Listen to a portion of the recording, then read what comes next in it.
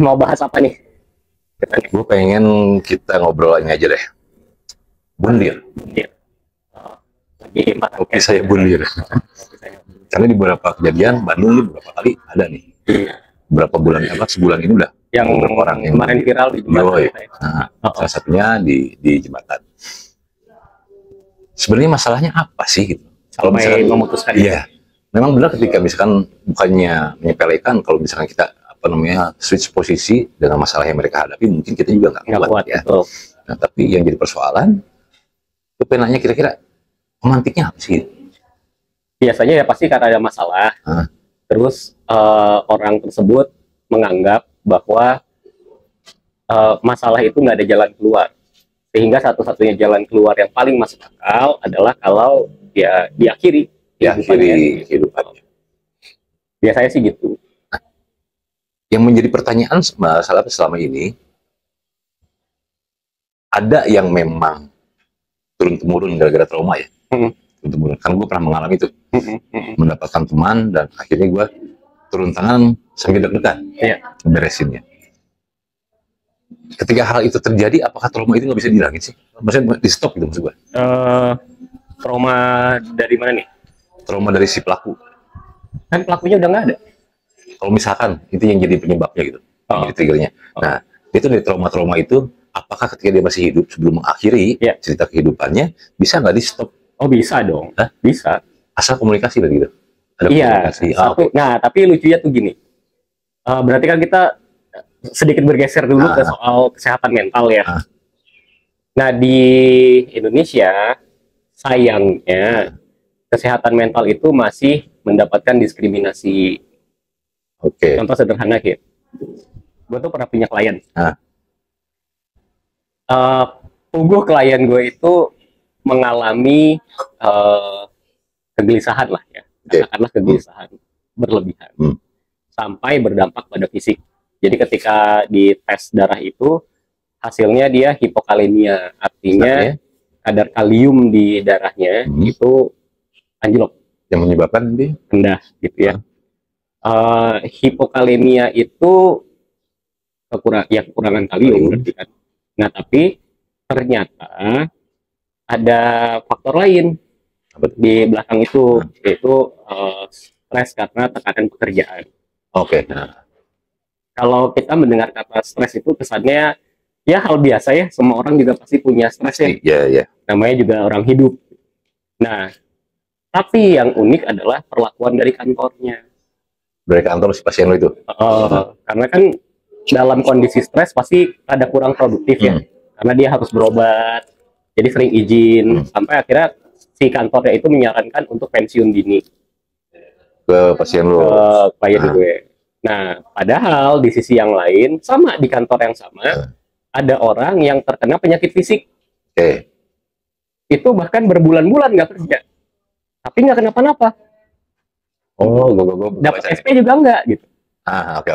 Nah, kok bisa ya seperti itu? Karena yang namanya orang lagi kena gangguan mental kan wujudnya nggak kelihatan. Di diagnosa badan pasti sehat. Nah, tapi gangguan itu ada.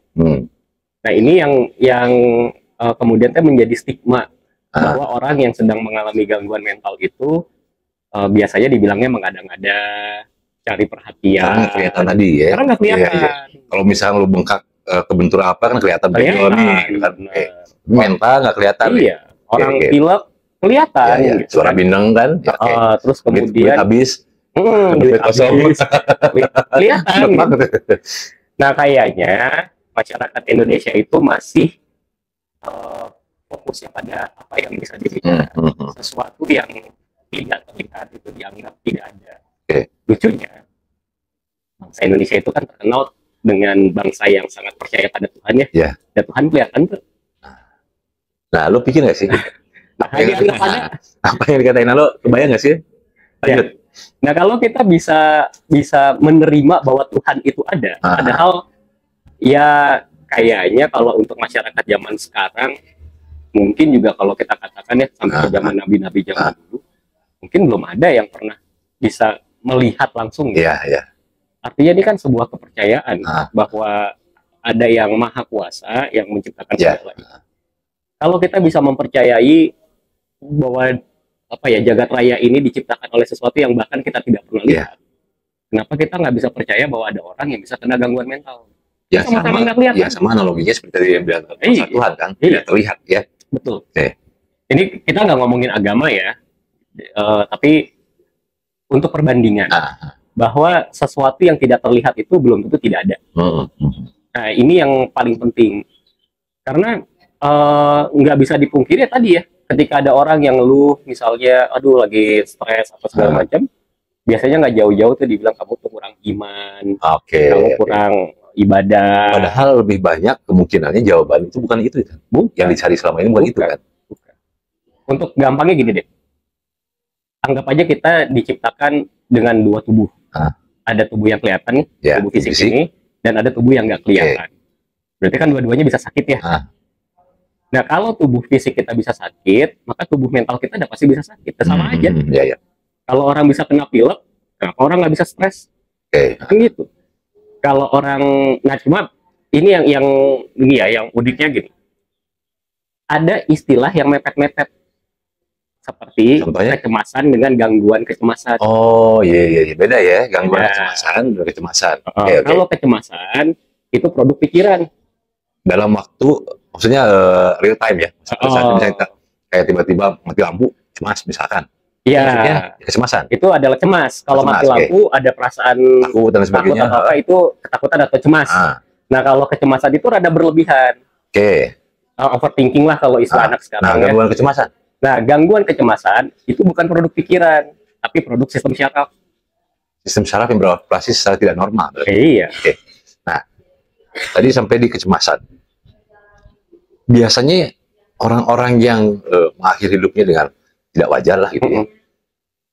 Kayaknya mereka itu apa namanya, kayak nggak ada kecemasan, nggak ada rasa takut kan?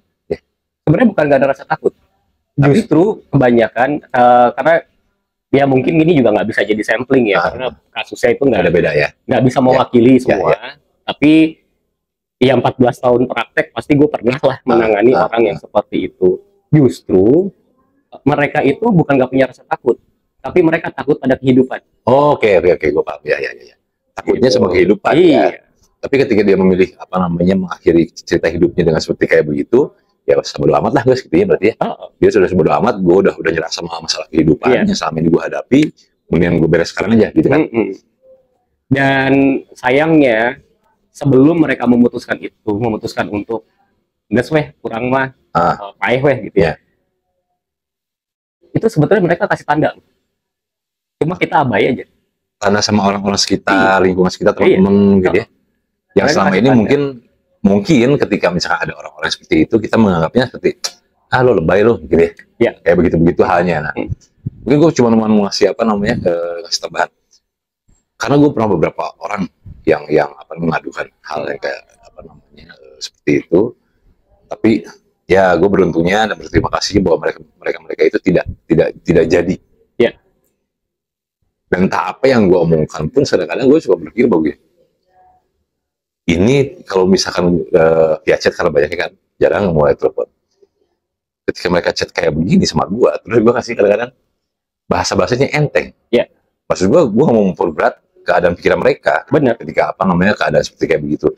Dan nggak mungkin lah buat gue istilahnya ngasih tambahan masalah buat mereka yang notabene dalam keadaan mentalnya yang benar-benar lagi terkoyak lah, anggap gitu. Nah tapi kan kadang-kadang gue ada rasa takut anjir ketika gue kayak begini, terus tiba-tiba dia istilahnya beres gitu ya, tanggung jawab orang gitu. Kadang-kadang malah gue bukannya soal-soalan, cuman bahasa gue tuh maksudnya gue selalu menganggap bahwa dia sedang bermasalah dan gue tidak mungkin menambahkan masalah kepada dia. Jadi bahasa gue kadang-kadang umum, namun kadang-kadang kan ini namanya orang ya. Ketika tiba-tiba misalkan mereka mengakhiri cerita hidupnya, terus tiba-tiba si polisi itu datang, dicek orang, anjir chat itu si Iu, beres dong gua. Tapi untungnya gua berterima kasihnya bahwa selama ini tidak ada yang seperti kayak begitu, dan mereka malah sekarang lebih baik dari sebelumnya. Betul. Jauh banget. Sebenarnya mereka inginkan tuh hal yang sederhana kan, iya sih. Ketika misalkan orang mendengarkan cerita mereka, benar banget. Ketika orang-orang yang misalkan memperhatikan bahwa ya udah gini. Dan bukan masalah yang tadi lo bilang, menekankan masalah kepercayaan, ya. Tapi hal-hal sederhana yang bisa membantu mereka dan memberhentikan mereka supaya tidak jadi melakukan hal tersebut ya. Iya, iya, betul. Jadi yang dibutuhkan mereka itu adalah didengarkan dan diakui bahwa mereka punya masalah. Ya, okay. Mereka ada masalah itu kita harus tahu ya. Iya. Jadi orang-orang yang sedang mengalami katakanlah ya kegundahan gitu, mereka tidak merasa bahwa mereka tuh sendirian. Ya, benar. Nah, perasaan sendirian inilah yang pada akhirnya bisa bermuara pada tindakan-tindakan yang sebetulnya masih bisa diselamatkan. Jadi kalau ini menurut gue pribadi ya, dengan maraknya kasus-kasus orang yang memutuskan untuk mengakhiri kehidupannya, itu sebetulnya kesalahannya justru pada orang-orang di sekitar dia, bukan pada orang yang melakukan. Karena mereka karena kitanya abai sama mereka ya. Nah kalau gue sih mungkin gue berpikir begini, karena gue pernah bukan mengatasi sebenarnya ya, memberikan jalan yang menurut gue pun sebenarnya bahasa gue ini sangat sederhana, tapi kita tidak boleh meremehkan ya betul, keberadaan mereka. Jangan pernah ketika misalnya ada teman-teman lo, saudara dan lain sebagainya, yang kata tadi lo bilang, sampai kita abai, terus kita tidak mendengarkan apa yang mereka ceritakan, dan seolah-olah kitanya sebagai teman bicara mereka ini menganggap enteng masalah dia. Jangan. Usahakan kita mendengar, kasih solusi yang sederhana, jangan memberikan solusi atau bahasan-bahasan yang membuat mereka jadi makin terpicu untuk melakukan itu gitu ya. Apalagi ketika ada orang yang katakanlah misalnya stres ya, cerita gitu, aku tuh lagi stres karena banyak kerjaan, terus dapat jawaban gini, kamu tuh harusnya bersyukur karena orang tuh di luar sana banyak pengangguran. Yang kayak begitu. Itu nambah beban. Template banget anjing. Template banget kayak begitu. Jangan itu nambah beban. Udahlah masalah mereka nggak selesai. Mereka jadi berpikir gini, bener gitu orang teh kurang bersyukur. Akhirnya nambah beban. Yang ada lari mungkin jadi tindak terorisme juga kan kayak begitu ya. Satunya ya. Kemungkinan apapun bisa terjadi ya. Nah, dan orang-orang seperti itu, ini mungkin untuk teman-teman di luar sana ya, orang-orang yang sedang mengalami kemudahan yang tingkatnya sudah sangat tinggi, itu adalah sasaran empuk teroris. Ya, benar. Dan ini banyak terjadi ya. Ketika masalah tentang kepercayaan, masalah ekonomi, keluarga, bahkan mental. Ketika dalam keadaan yang benar-benar drop banget, ya itulah brainwash di situ terjadi. Kalau begitulah gue mau berdikari aja. Berdiri di kaki sendiri. Jadi mungkin kita ini ya kasih hadiah lah buat teman-teman di sana. Satu, jangan pernah menyepelekan orang yang sedang mengalami gangguan mental. Yang kedua, hanya karena gangguan mental itu seringkali tidak terlihat. Ya betul. Jangan salah, banyak orang yang gini. Oh kalau depresi itu orangnya pasti menarik diri dari pergaulan. Oh kalau depresi itu orangnya pasti mengurung diri. Gak selalu ya. Bener, banyak selalu. Orang depresi yang justru ketika di lingkungan sosial dia paling kencang ketawanya. Iya. Nah, contohnya kayak ini ya. Contoh kayak orang yang terakhir itu vokalisnya Chester. Vokalisnya Linkin Park kan begitu. Di dunia sosialnya dia orang yang ramah, suka ngebanyol dan lain sebagainya. Nah tapi balik lagi tadi yang kenapa gue bilang mereka itu sebelum memutuskan untuk mengakhiri hidupnya memberikan tanda.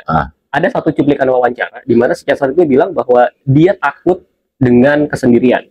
Karena pada saat dia sendiri, apalagi dia sampai berpikir gitu ya, itu nggak nyaman dengan pikirannya dia. Itu di wawancara radio. Itu yang lo bilang tadi kan, itu adalah kode-kode itu. Iya. Udah ngasih kode kan? Udah ngasih tanda, cuma masyarakatnya abai. Karena lebih melihat dia sebagai seorang Chester yang memang istilahnya maksudnya apa sih, nggak kekurangan gitu ya. Maksudnya semua tercukupi lah gitu. Dan ditambah lagi dengan itu kan, dengan sifatnya dia yang ramah dan lain sebagainya, nggak mungkin orang aman-aman aja. Ya. Terus ada satu lagi sebelum kita tutup tuh, komedian yang main di film apa namanya, museum apa gue lupa deh itu, siapa namanya yang udah tutup. Dia kan pacar juga ya. Selama ini dia komedian, dia menghibur banyak orang, tapi ya gitulah kadang kita kata lo bilang tidak terlihat. Jadi hati-hati ketika kita jangan sampai ada judgement pada mereka, karena yang kata lo bilang tadi, ini bentuk yang tidak terlihat, seolah-olah dia aman-aman aja, tapi ada satu ketakutan terbesar dalam dirinya, yang kayak misalkan dicontohkan dari Chester, bahwa dia ketika dalam keadaan sendiri dan berpikir, dia mengalami rasa ketakutan dan lain sebagainya. Pokoknya pesannya, jangan pernah meremehkan orang-orang yang keadaan mentalnya sedang tidak stabil. Tuh. Dan untuk lingkup terdekat mungkin keluarga yang anggota keluarganya sedang mengalami gangguan mental, jangan kasih nasihat lah, tapi jadilah pendengar yang baik. Benar. Kalau tidak mampu untuk jadi pendengar yang baik, maka udah saatnya untuk menghubungi profesional. Jangan malu ya, jangan malu lah gitu.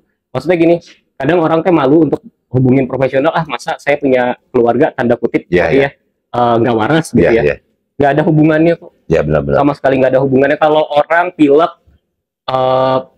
nggak malu untuk ke dokter, bahkan zaman sekarang orang HIV aja nggak malu buat ke dokter. Gitu. Nah, kenapa harus malu kalau masalah mental?